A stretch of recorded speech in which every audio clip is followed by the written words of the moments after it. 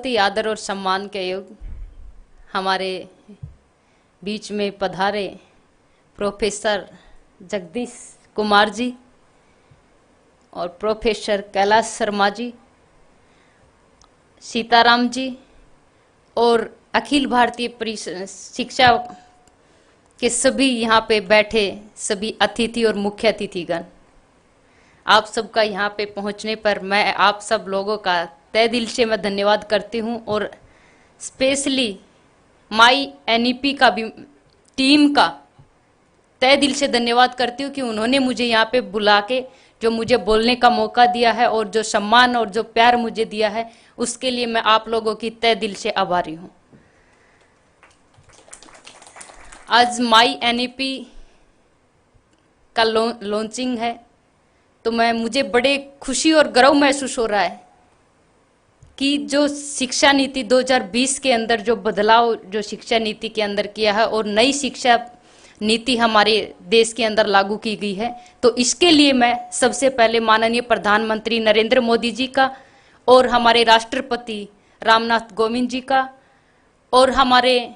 शिक्षा केंद्र के शिक्षा मंत्री रमेश पोखरियाल जी का बहुत बहुत धन्यवाद करती हूँ कि उन्होंने, वो कहते हैं ना कि देर आए दुरुस्त आए, भले ही 34 साल के बाद हमारी शिक्षा नीति में बदलाव हुआ है, लेकिन बदलाव हुआ है ये बहुत गर्व की बात है, क्योंकि इससे हमें साफ इस शिक्षा नीति में एक चीज साफ हमें दिखाई देती है कि इस शिक्षा नीति के अंदर हमारे देश का क्या विजन है और क्या हमारा विजन है, उसमें हम साफ देख सकते हैं। इस नई शिक्षा नीति से हमारी देश की दशा और दिशा दोनों तय होंगी, तो ये बड़े गर्व की और बड़े खुशी की बात है कि आज 2020 के अंदर पूर्ण रूप से लागू करने के लिए हमारे देश के राष्ट्रपति ने इसको आदेश दे दिए हैं कि ये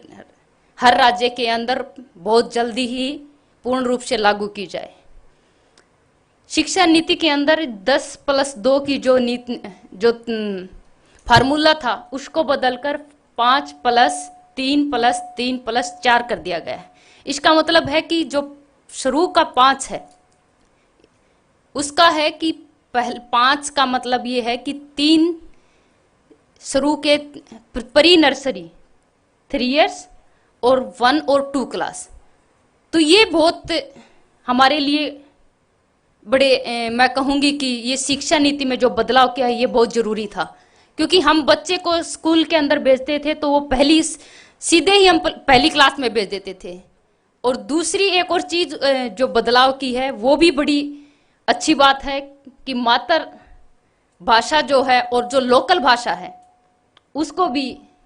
शिक्षा नीति के अंदर लागू किया गया है, तो ये भी बहुत अच्छी बात है। और हमें बड़े खुशी होती है कि हमारी मातृभाषा में बच्चे, क्योंकि छोटे बच्चे होते हैं वो अपनी मातृभाषा से जुड़े होते हैं, लोकल जो भाषा होती है उससे जुड़े होते हैं, और बच्चा जब पहली क्लास में आएगा तो वो पूर्ण रूप से अपने आप को भी तैयार कर पाएगा। जब वो प्री नर्सरी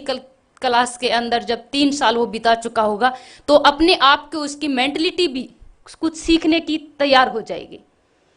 और आगे की जो 5 के बाद जो 3 है वो है 3, 4 और 5वीं, तीसरी और चौथी 5वीं क्लास। उसके बाद फिर 3 है वो है 6ठी, 7वीं और 8वीं, और जो लास्ट का जो 4 है वो है 9वीं क्लास, 10वीं, 11वीं और 12वीं। तो ये चीज़ हमें ये सिखाती है कि क्या क्या चीज़ इम्पोर्टेंस थी जो हमें बदलने की जरूरत थी, क्योंकि बच्चा जब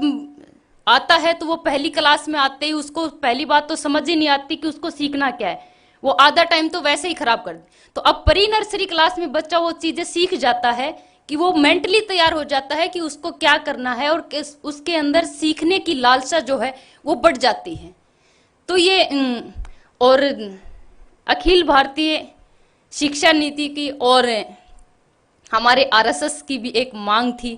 कि हमारी जो शिक्षा नीति है मानव संसाधन मंत्रालय का नाम बदलकर शिक्षा मंत्रालय रख दिया जाए। और आज हमें खुशी है और मैं बधाई भी देना चाहती हूँ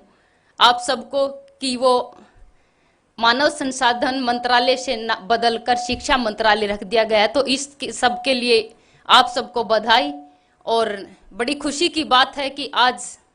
हमारी शिक्षा नीति में बदलाव हुआ है। ये हमारे देश को और आगे लेके जाएगा, क्योंकि पहले जो विदेशी कंपनियां थी वो कैसे भी आके हमारे देश के अंदर शिक्षा प्रणाली को हमारे देश के अंदर शिक्षा को संस्थान खोल लेते थे, लेकिन अब एक टर्म कंडीशन के हिसाब से ही वो खोल पाएंगे, क्योंकि हमारी खुद की भी एक शिक्षा प्रणाली है और हमारी खुद की भी एक टर्म कंडीशन है, ताकि हम अपने देश को और अच्छे विजन हम दे सकें, अपने देश को और देश के अंदर शिक्षा नीति में और अच्छा सुधार कर सकें, और जो हमारे विद्यार्थी होंगे वो अच्छे से पढ़कर अपने देश का नाम रोशन कर सकें। और मैं इसके अंदर एक चीज और जोड़ना चाहूंगी कि इस शिक्षा नीति के अंदर एक चीज हमें खुद से जोड़ लेनी चाहिए, वो है खेल, क्योंकि खेल भी हमारे जीवन के लिए बहुत जरूरी है। शिक्षा तो है ही है, जितनी महत्वपूर्ण हमारे देश में हमारे लिए शिक्षा है हमारी लाइफ के अंदर, उतना ही महत्वपूर्ण खेल भी होना चाहिए, क्योंकि खेलने से हमारा शरीर तंदुरुस्त रहेगा, हम हर टाइम एक्टिव रहेंगे, हमारी जो एनर्जी है वो पॉजिटिव वे में यूज हो जाएगी, बच्चों की जो एनर्जी है वो भी पॉजिटिव वे में यूज हो जाएगी। वरना बच्चा जब फ्री होता है तो बच्चा कुछ ना कुछ नतीजे, कुछ ना कुछ नई चीज वो निकालने की कोशिश करता है कि क्या किया जा सकता है। तो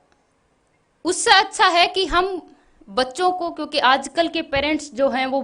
बच्चों को मोबाइल थमा देते हैं कि बच्चा टाइम पास कर लेगा। ये हम सब